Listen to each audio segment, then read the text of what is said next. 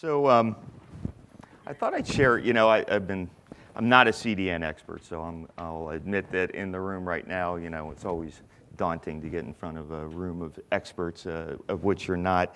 But it's a bit of a sign of the times, and the first sign of the time is I don't know if 7 years ago you would have seen Level 3 and Comcast actually share a keynote in the morning. So if you remember back to those days, probably not quite as friendly. And I don't know if they would have let me sit at their table, especially me. So thank you guys. Good to see we've all gotten happier. The second sign of the times is I was at dinner last night, and this person was sitting down by herself, a few seats down, and she had her iPad headphones in and watching her iPad, and I thought, wonder what she's doing. And so I finally asked her, what are you watching? What do you think she was watching last night? Game of Thrones. So streaming Game of Thrones in a restaurant on her iPad. I think that's kind of why everyone's here. And so with that, I'll start out. Let me just quickly talk about our company.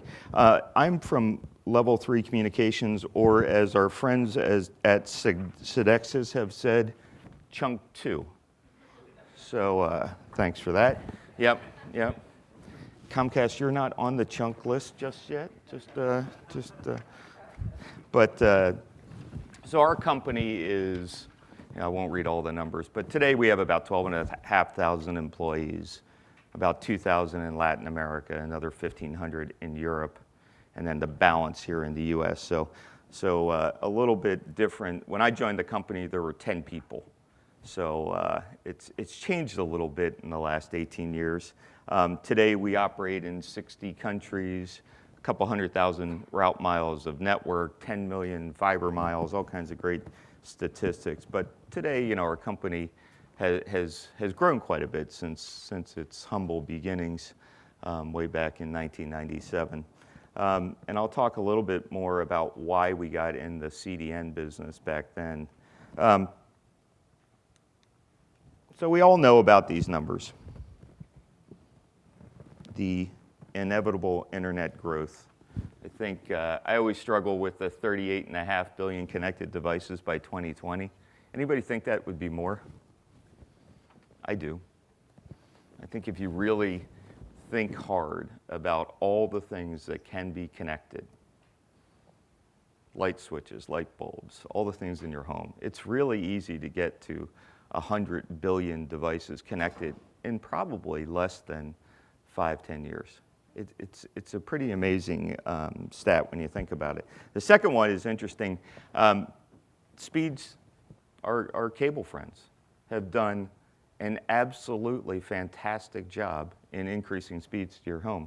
Today you get I get 175 meg from our friends here in my home in Boulder. And that's just normal internet service. So ask yourself, 16 years ago, what was the speed you connected to the internet at? What was it? 56K, 64K?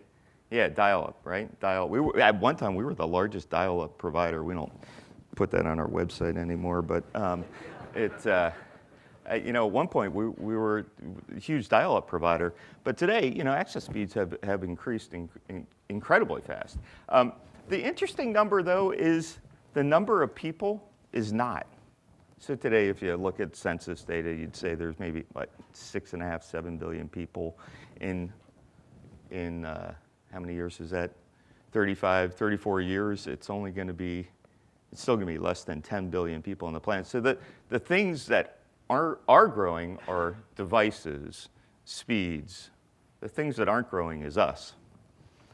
Which is an interesting problem when you think about where we're headed. And the other part that I think we all know, and all the people in the know, certainly people in the room certainly know better than me, is that content is available everywhere. And the everywhere part is important. It's very rare that we carry our content around with us anymore. In fact, the only time we do it is usually on an airplane. I'm trying to always think of, where does this happen anymore? The lady I saw at dinner last night, she wasn't carrying her content with her. She was using a network to access her content. That's a pretty profound change when you think about how consumers are consuming content. And the other thing is quality. The quality is stunning. Today, online delivery of video is better than broadcast video. Go watch your Netflix UHD download, and for more cases than not, the quality of that video is probably better than anything you can get on normal linear TV. Technology evolution. I love thinking about these things. I started hanging around the internet in the mid-'80s. Yes, that makes me very old. And I had a laptop. I was just out of college. I had a laptop, brought it home. My friends would make fun of me. Why would you ever want a laptop? What could you possibly want to do? I could read my email. I can read my email from somebody that is at like the University of Michigan. How cool is that? In 1997, when we started our company, we argued with lots of you in the room. We argued with ourselves as to whether we would ever be able to make a phone call work over the internet. It's kind of laughable. It is. I heard somebody chuckle. It's kind of laughable now. Remember the bag phone? Who had a bag phone? Oh, come on. It's not that embarrassing. Barry had a bag phone. The evolution of technology and the ability of networks to carry this technology has changed dramatically over the years. All of this technology, all of this progression from phone calls to video, to folks that were distributing video via DVDs that suddenly decided the crossover point had happened. Now they could deliver all their video over a network. All of this happened in the last, call it 10 years. This is a pretty spectacular time when you think about the evolution of communications. Prior to those 10 years, it probably took 50 years. And you can get into all the debates as to what really was underlying that. Perhaps a lot of regulatory change in the 70s with 80s with deregulation of long distance. You could argue that the 96 Act had something to do with it. I don't know. All I know is that the last 10 years of technology evolution has been the fastest that I've certainly ever seen. So everybody's seen these numbers, right? Cisco V&I report. Have you ever, if you haven't read the Cisco V&I report, I don't know if anybody from Cisco is here, but I think they do a spectacular job. I think that the research that they've done around growth and where growth is coming from is really good. And two important things. CDNs will carry 2/3 of internet traffic in 3 or 4 years. And in the same time frame, the sum of all forms of video, IP video, will be in the range of 90% of all IP traffic. Dan mentioned that we bought a company called Servcast in 2007.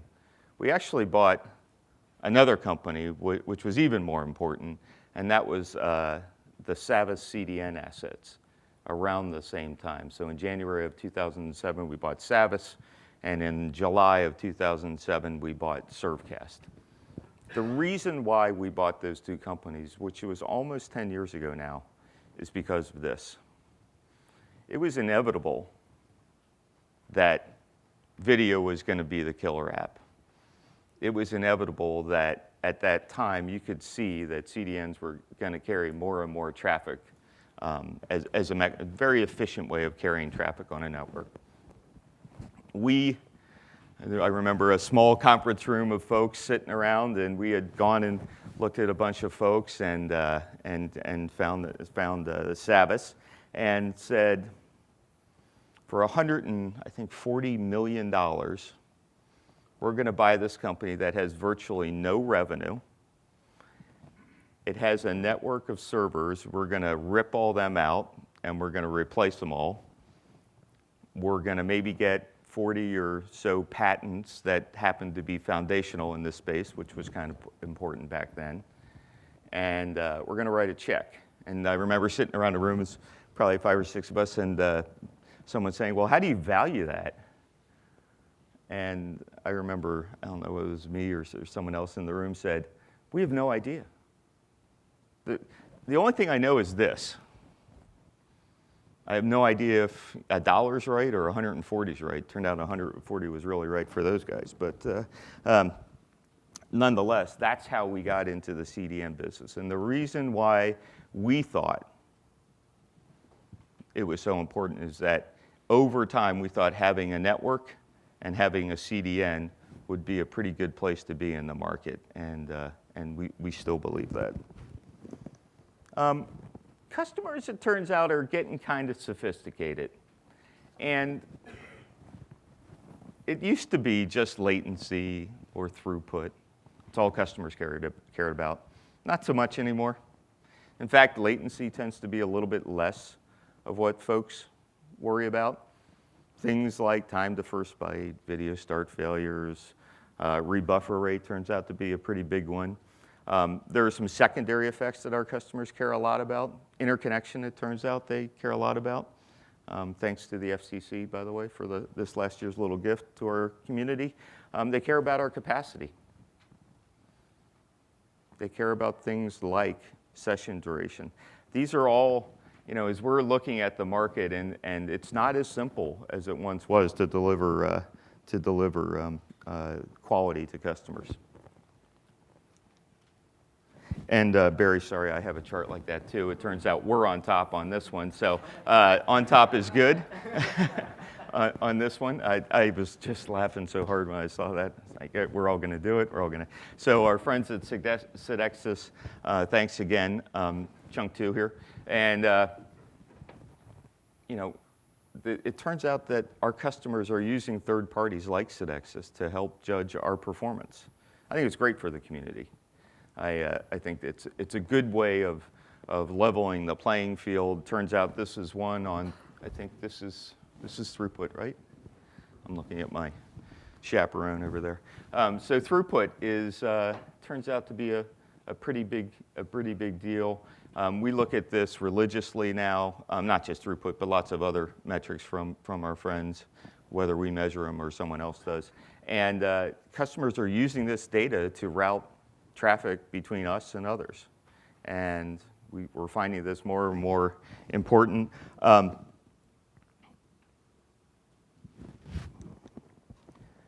other thing is customers can change really quickly. So this is kind of an interesting little chart. So if you look, December of 13 to December of 14, this is the shift of Windows Media and RTMP to HTTP that we saw on our network.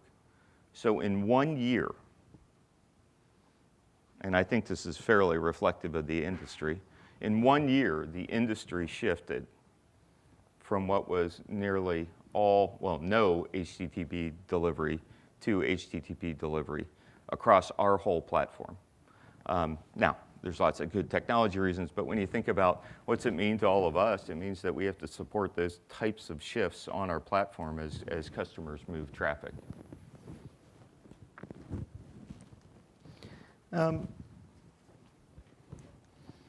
So what do you think?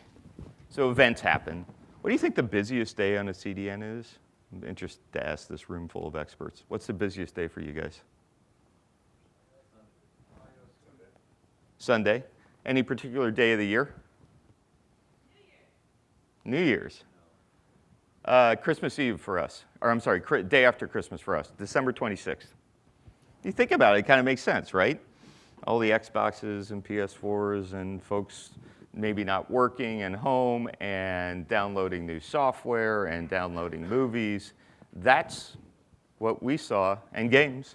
That's what we saw as the busiest day of the year. In fact, if you looked at our network in December 26th of 2014 to December 26th of 2015, our traffic was up 75% those 2 days. Now, our traffic's not up that much the rest of the year, but if you looked at those 2 days, the 2 busiest days of the year for us, we saw a 75% increase in traffic. So events happen. So if you look here, our lawyers wouldn't let me tell you who this is, but in April of this year, you can see a fairly large over-the-top TV program ramping on its first day of playing. Just to give you an idea of that ramp, that's a 7x increase in their average traffic. 7x.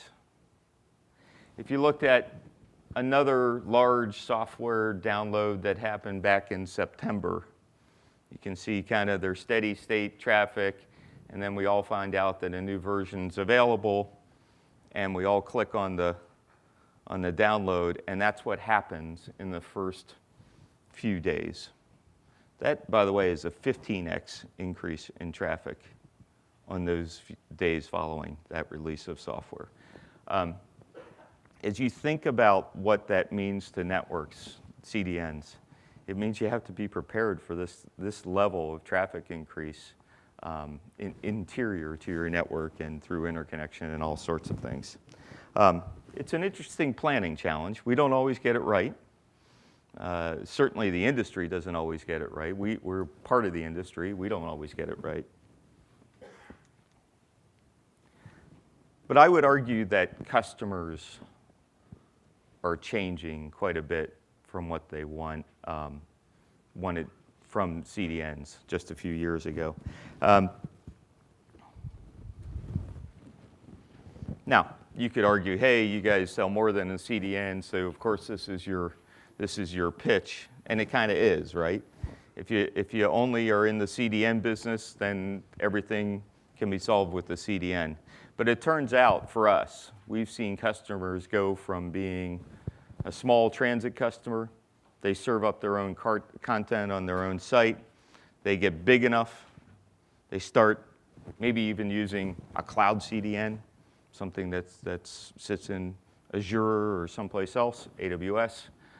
Then they get really big enough, and they buy CDN services from us and Comcast and others in the room. But then they get really big, and they say, you know what? We don't want any of your CDN, us included. And they do things like self-provide. And we've seen that, and we've seen lots of folks talk about folks getting big enough to where self-providing is a pretty reasonable economic trade for those providers. Now, we don't mind. He minds, our CDN guy, he minds, but the rest of our company doesn't mind because we get to sell other things. We get to sell infrastructure. In some cases, we'll sell them colo and dark fiber and waves and all the infrastructure they need to build their CDN.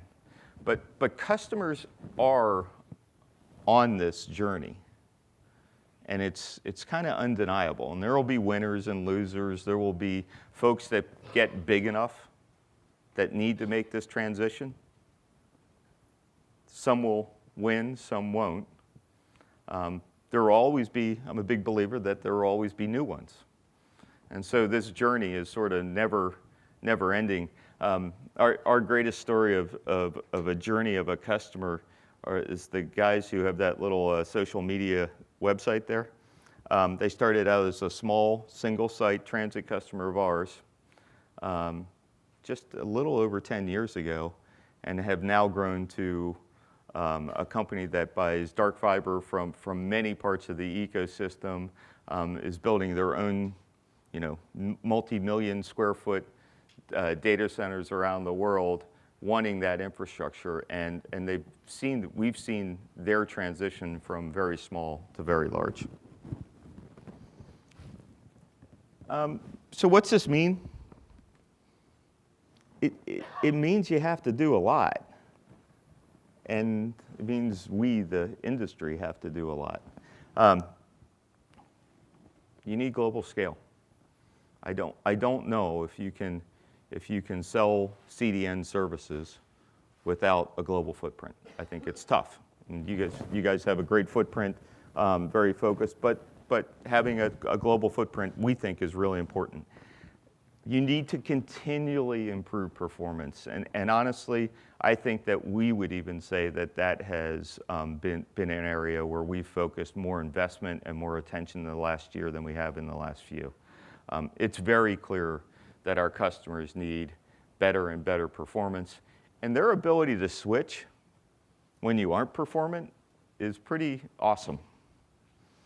So being able to continually improve your performance. Now, we happen to think that we have a big network, and a network helps. If you only have servers that are placed in other parts, and then you talk about, where's Dan? You talk about how many servers you have rather than the whole ecosystem.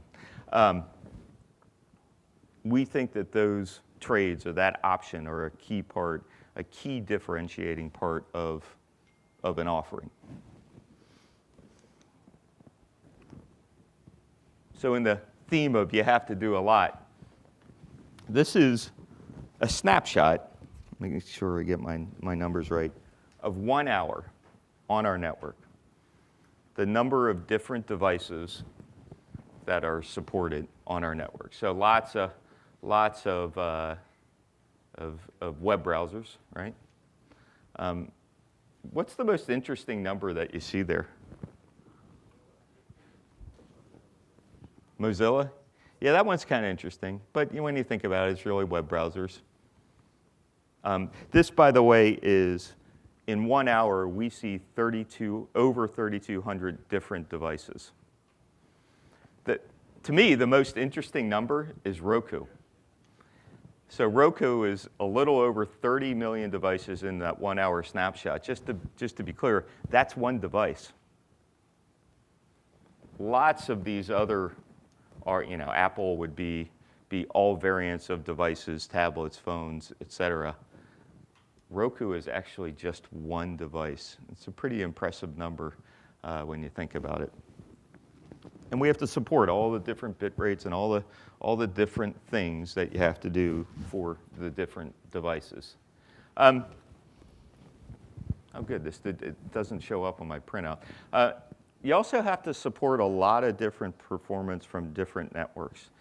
And yes, Barry, you guys are over here on the good side. Cable, as an independent bystander in the war of ILEX and cable, we can at least show that in most cases, cable outperforms the ILEX on both a rebuffer rate as well as a throughput rate. But we, as a CDN provider, it's not the same tool that we bring to fix each one of these things. And so, some ILEX we have more interconnection struggles with, and therefore we have worse performance. And that's an industry comment, not a level 3 comment. Cable has done a fantastic job, and a fantastic job in the last few years to really take to heart interconnection and to really step up performance. And we see that performance from cable. I mentioned the FCC doing a little favor to our industry here in the US. This is part of it. And if you saw this chart just a few years ago, it wouldn't look the same. And so there have been many where we've been very successful in interconnection, been very public about it. There have been a few where we've struggled still, and it shows up in performance. But we, as a CDN provider, need to be able to deal with all of this. So Dan asked me to say a few words about the market, and I'll give you. This is not the sanction level 3 view. This is my view, and so if I get in trouble later on, I'll let you know. I asked somebody to help me. Tell me, how many CDN providers do you think there are? Guess. Hey, you're close. 47. There are 47 CDN providers, as best as I know. Kind of seems like a lot. kind of seems like a lot in a market, in any market. And my first belief is that that number probably is smaller in the years to come. I think we'll see some consolidation. I think we'll see people win. I think we'll see people not win. But CDN as an opportunity is still fantastic. If you believe those two numbers I shared, those two Cisco numbers, you want to be in this business. But the market is probably not big enough to support 47 in the long run. Customers have a range of evolving needs, and we don't do everything. I mean, we would be the first to admit that our CDN offer we think is very compelling, but we don't have every feature in the world. No one does. And so I would say that some CDNs are providing different services, and the market will decide if that's appropriate. Customers need infrastructure and network and scale. That is inevitable. I think if you're a standalone CDN, it gets harder for you. Because I think making that trade of customers as they go through their journey, you're deciding that you can't serve that part of the market. Now, look, we're in the network business, so that's a pretty self-serving thing. But we do believe that having that breadth of offer is important. And then finally, there are many different approaches to providing CDN. We like the combo of network and technology being servers and storage and all the things that we do on our CDN platform, all the things we do with our Vivix platform, which, anybody watch the Super Bowl? Okay, everybody? Yeah, so Vivix is the platform that has carried the Super Bowl for the last 14 years. On IP, I think, is on IP. So for the last 14 years, we've carried the Super Bowl over from the venue to the production house over IP. So there are lots of different approaches. It's not just about, hey, I've got 100,000 or 200,000 servers and no network. It's not. There are lots of different approaches, and the market will decide. I don't think there's one way to skin this, and so we'll see. From our perspective, we plunked down that 140 about 10 years ago. Couldn't be happier. We very much believe that those two numbers are right and that CDNs are going to carry a significant amount of traffic in the future, and that video will be the majority of traffic as far as I will see. We're in this business for the long haul. We really believe that this combination of this network that started out as a napkin now touches most of the world is a key part of offering CDN services. And with that, thank you, and I'll take a couple questions.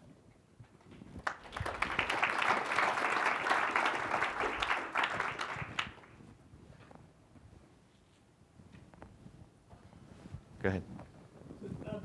Jack, why is CDN still a very small part of Level 3's business? So why is it important to Level 3 overall? And how is that different from, you think, from some of the other large carriers that got into and then got out of the CDN?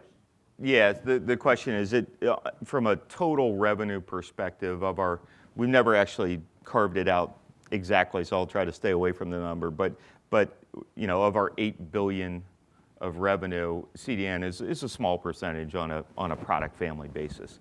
So why is it important when other carriers like us have gotten out of it? Because of that 75%, 95%. I really believe, and I think we believe, that we started our company with one fundamental premise, which was you could build a telecom company optimized for IP technology, which seems the most ridiculous thing to say in 2016. But in 1997, it was a pretty profound thing to say. And so we believed very early on that the internet and internet technology would be a fundamental way, and that the market would ultimately head to adopt all of that technology, and that has largely been true. I think we view CDN as just another tool in our toolkit to be able to satisfy customer demand. Is it going to become 90% of our revenue? Probably not. Probably not. But is it an important part along with all the other IP services that we sell?